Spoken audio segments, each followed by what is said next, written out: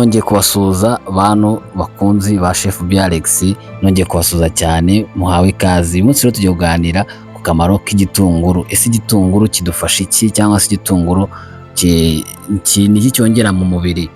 Igitunguru kiboneka ahantu henshi hatandukanye, cyangwa se tukizi ko kigaragara mu biryo bitandukanye byinshi, kiganje mu bikoni byinshi, byaba byo mu rugo cyangwa se ibikoni biri professionnel.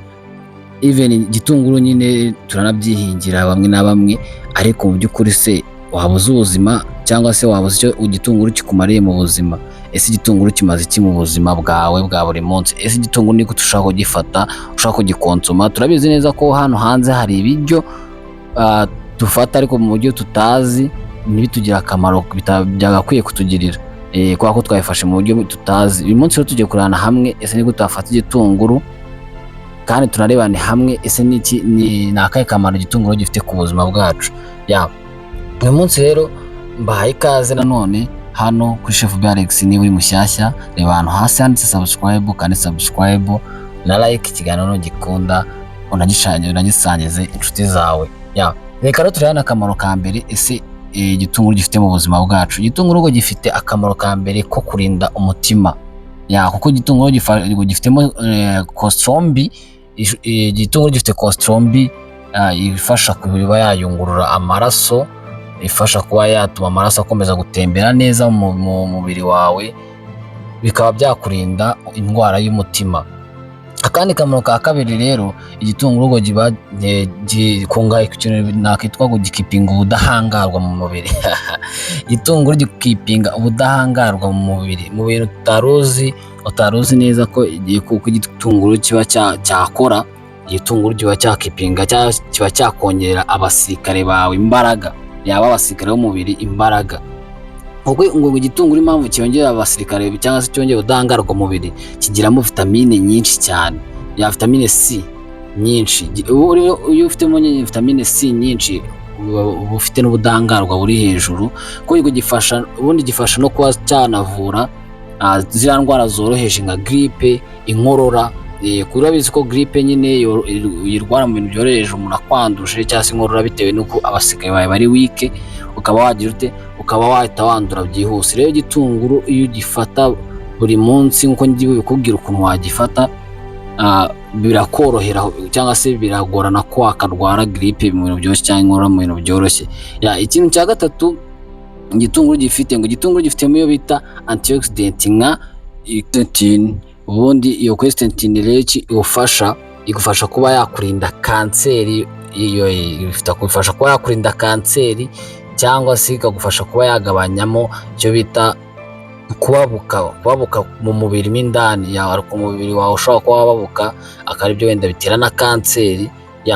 Rero igitunguru nacyo kirabigufashamo cyane. Rero ikintu cya kane igitunguru kidufasha mu kintu bita igogoro, kubera ko igitunguru kirimo fiber, fiber igaruka mu masalade. Ni byiza cyane no kurya salade kuko irimo iyo fiber. Nyine fiber idufasha none aya mafiber atandukanye, hari adufasha mu igogoro, hari adufasha mu kugabanya, kuba yakugabanyiriza ibiro bitewe n'uko aguhaza. Igitunguru rero ni cyiza ko wagikoresha no muri salade.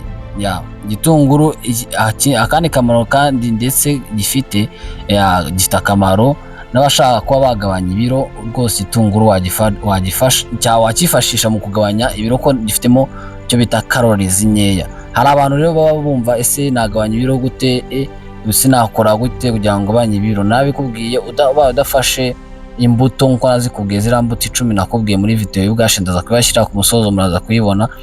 Wakoresha na salade y'igitunguru, aribwo ngiye kubwira n'ukuntu ushobora no kugitegura kundi utagise no muri salade, kikaba cyagabanyiriza ibyo biro turi kumva, cyangwa se kikaba cyaguhereza zino ntungamubiri zose zirimo hano, kuko igitunguru gifitemo icyo bita calories nkeya. Niyo mpamvu igitunguru cyagufasha no kuba wagabanya ibiro byawe. Uburyo bundi rero wakoreshamo igitunguru nibwo tugiye guhita dukurikiza. Ese igitunguru ko wagikoresha gute kugira ngo kibe cyakugirira akamaro nk'uko tubyumvishe hano hejuru, kibe cyakurinda uwo mutima, kibe cyakurinda iyo kanseri, kibe cyakurinda ibibazo byinshi bitandukanye, kuba wakandura amagripe, nyine kibe cyakongera ubudahangarwa mu mubiri wawe.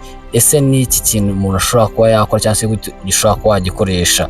Igitunguru ubundi mu bisanzwe, igitunguru wagitegura mu mafunguro yawe ya buri munsi, mu ifunguro ryawe rya buri munsi ntihakajya haburamo igitunguru. Kuko kirafasha cyane, kuko hari bamwe nyine bagikoresha muri supe, masupu nyine bagikoreshammo, cyangwa se igitunguru ukaba wakivanga n'imboga z'inyanya, ugiye uri guteka inyanya ukaba wakivangamo, burya nabyo kiragufasha wakugiteka buri munsi. Cyangwa se ahandi hantu ushobora gukoresha igitunguru, ushobora gukora salade y'igitunguru yonyine, salade y'igitunguru yonyine nta kindi kintu kirimo, just ukakirya, cyangwa se wakamuremo nka lemon, indimu, ukaba wakirya. Icyo gihe kiragufasha cyane, za ntungamubiri zose twavuze, bya bintu byose twavuze byose ubasha kubikonsoma iyo wabigenje uko nguko nyine, wagiteguye muri salade cyangwa ukagiteka muhanga. Ariko ikindi cya kabiri nakubwira aho ngaho, mu kugiteka ntugateke igitunguru cyawe ngo kigende gishye cyane, kibe overcooked, ntabwo ari byiza cyane. Iyo kihiye kikarengera, ntabwo kiba kirimo intungamubiri nyinshi. Kandi igitunguru harimo n'abakinywa umutobe wacyo, bakamura mu mutobe wacyo bakawunywa mu gitondo, bakawunywa mukeya mu gitondo, umutobe w'igitunguru cyangwa se juice y'igitunguru.